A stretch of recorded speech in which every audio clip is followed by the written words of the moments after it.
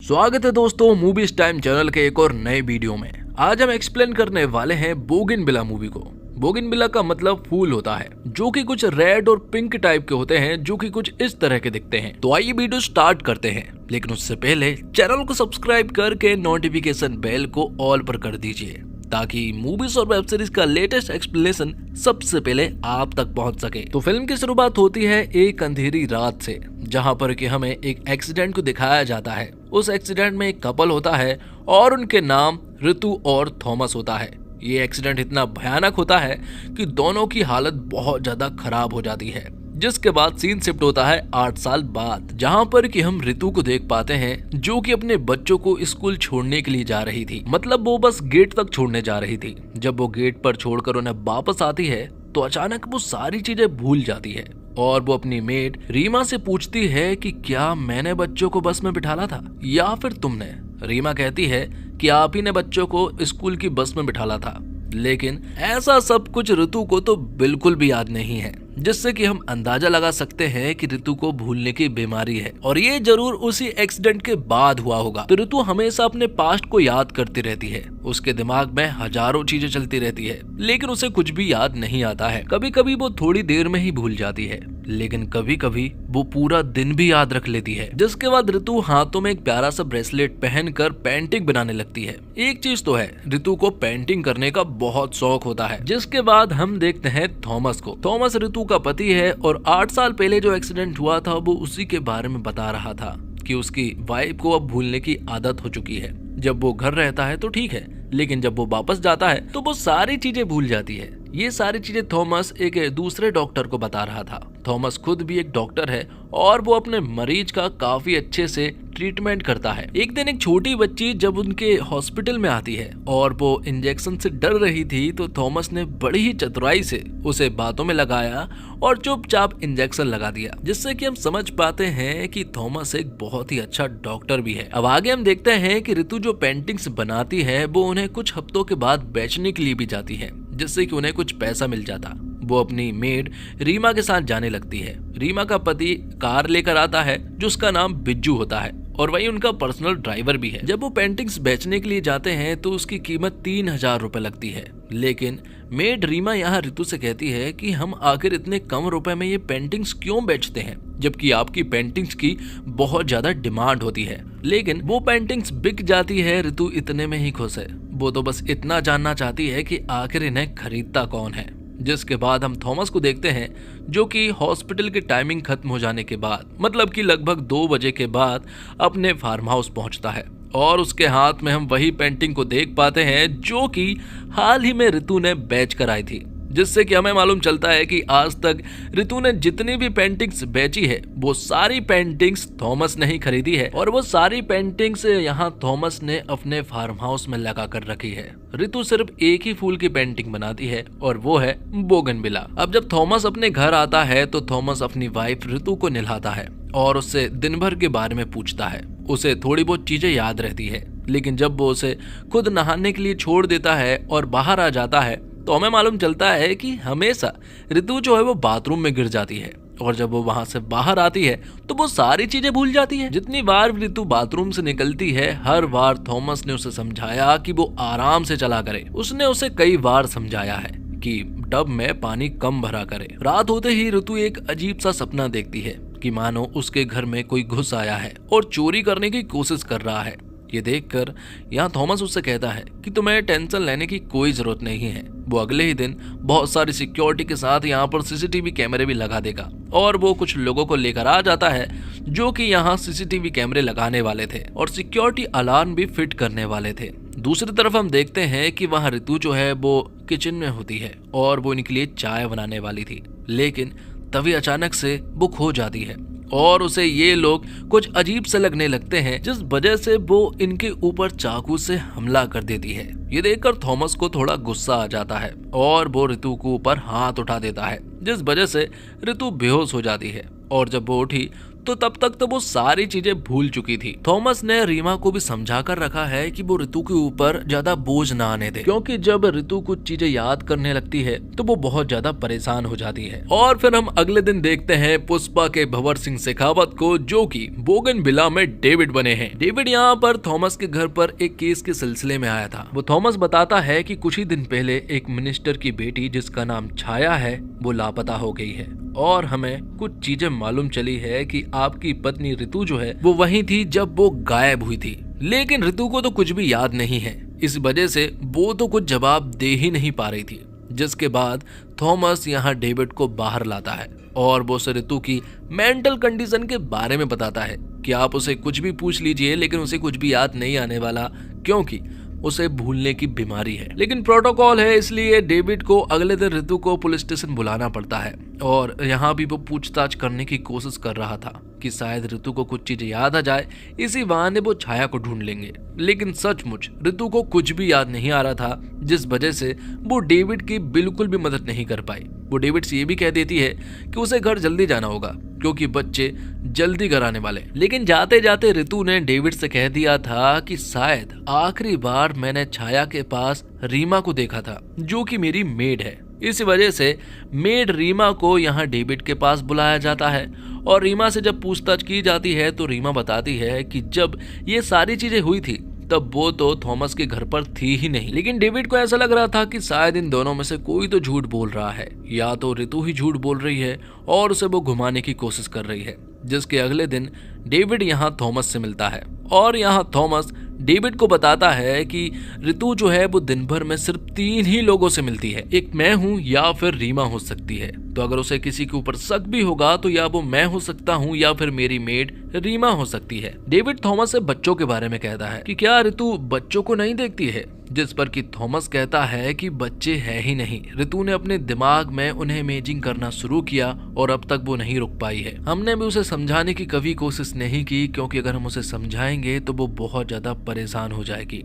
अब क्योंकि ये चीजें बहुत ज्यादा पेचीदा होती जा रही थी, इसलिए डेविड ने अपनी एक साइकोलॉजिस्ट के पास कॉल किया जिसका नाम मीरा होता है। मीरा उसकी टीम में शामिल हो जाती है और अब वो उसके साथ मिलकर यहाँ ऋतु के साथ पूछताछ करने वाली थी। मीरा यहाँ पर ऋतु से छाया के बारे में पूछ रही थी, जो कि गायब हो गई है। लेकिन ऋतु को तो कुछ भी याद नहीं है, इसलिए यहाँ पर वो कुछ भी जवाब नहीं दे पाती है। यहाँ डेविड ऋतु को याद दिलाने की कोशिश कर रहा था कि जब छाया गायब हुई थी तब कार लेकर तुम वहीं पर मौजूद थी, लेकिन सचमुच ऋतु को बिल्कुल भी याद नहीं है। जिसके बाद हम थॉमस को देखते हैं जो कि बिज्जू के घर पर गया था, क्योंकि वो रीमा को लेने के लिए आया था। लेकिन रीमा उसके साथ नहीं जाना चाहती है, क्योंकि यहाँ ऋतु ने रीमा का नाम पुलिस वालों को बता दिया था, जबकि उसकी तो कोई भी गलती नहीं है। लेकिन यहाँ थॉमस ने उससे वादा किया कि पुलिस आज के बाद तुम्हें कभी भी परेशान नहीं करेगी, क्योंकि मैंने ऋतु की कंडीशन के बारे में सब कुछ बता दिया है। अब आगे हमें मालूम चलता है कि ऋतु का ब्रेसलेट गायब है, इसलिए जब वो उसे कार में ढूंढते हैं और जब वो कार में नहीं मिलता है तो वो कार की सर्विसिंग सेंटर पहुंच जाते हैं। लेकिन वहां से ऋतु को मालूम चलता है कि उनकी कार सर्विसिंग के लिए उनके सेंटर आ ही नहीं है।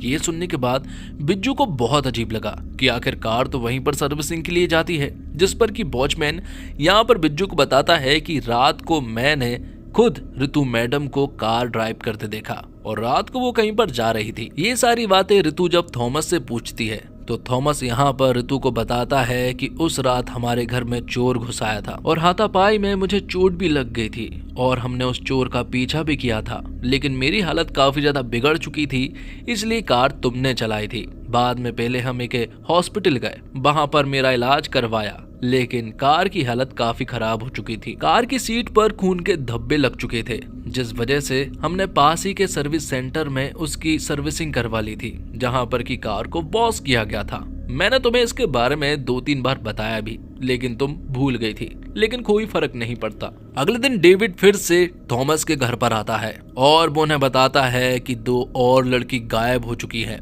और इस बार भी शक के घेरे में आपकी पत्नी ऋतु ही है, क्योंकि एक आदमी की भी लाश मिली है और उस आदमी के पास तुम्हारा ब्रेसलेट था, जो कि हाल ही में गुम चुका है। लेकिन थॉमस यहाँ पर डेविड को बताता है कि एक दिन हमारे घर में चोर घुस आया था, शायद उसी चोर ने वो ब्रेसलेट हमसे छीन कर भागा हो। लेकिन डेविड के लिए ये चीजें बहुत अजीब हो रही थी, उसे ये सारी चीजें कहानियां लग रही थी।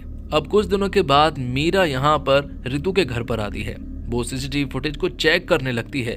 कई सारे सीसीटीवी फुटेज को चेक करने के बाद मीरा यहाँ ऋतु से पूछती है कि आखिर जो तुम पेंटिंग्स बनाती हो उन्हें खरीदता कौन है, लेकिन ये तो ऋतु को मालूम ही नहीं है। इसलिए मीरा ये पता करने के लिए जाती है कि आखिर ऋतु वो पेंटिंग्स बेचती कहाँ थी। जब वो वहां पहुंची तो उसे मालूम चला एक फार्म हाउस के बारे में।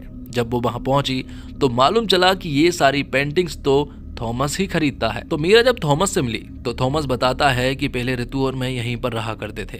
वो तो पिछले 5 सालों से उस किराए के घर में रह रहे हैं। यहीं पर रहकर उसने बोगनविला की पेंटिंग्स बनाना सीखा और अब उसके दिमाग में सिर्फ और सिर्फ यही चलती है, मैं उन्हें खरीद लेता हूँ ताकि उसे बुरा न लगे। अब हर बार की तरह ऋतु जब टॉयलेट जाती है और जब वहां से वापस आती है तो फिर से यहाँ पर थॉमस ऋतु से कहता है कि मैंने कितनी बार कहा है तुम्हें आराम से चलना चाहिए, देखा तुम फिर से गिर गई थी, बाथ टब को कम भरा करो। लेकिन जब ऋतु वहां से वापस आई तो वो सारी चीजें भूल गई थी, बिल्कुल हर बार की तरह। जिसके बाद डेविड उनके पास फिर से आया और इस बार डेविड यहाँ ऋतु से मीरा के बारे में पूछता है, क्योंकि मीरा कल रात से गायब है और आखिरी बार वो यहाँ ऋतु के घर पर ही आई थी। उसने यहीं पर सारे सीसीटीवी फुटेज भी चेक किए थे, लेकिन अब मालूम चला है कि जिस तरह से सारी लड़कियां गायब हुई है उस तरह से मीरा भी गायब हो चुकी है। जिसके बाद हम थॉमस को देख पाते हैं जो कि अपने फार्म हाउस में था। वहां वो एक चिकन तल रहा था अपने कुत्तों के लिए। जिसके बाद वो एक कुर्सी पर बैठता है और अपनी पुरानी कुछ यादों को याद करने लगता है, मतलब कि दादा परदादा के जमानों की चीज, जहाँ पर कि उसके फेवरेट दादा थे और वो अपने दादाजी की तरह बनना भी चाहता था। उसके दादाजी गांव वालों की बहुत मदद किया करते थे। ये समझ लीजिए कि वो तो गांव वालों के लिए पूरी तरह से भगवान थे।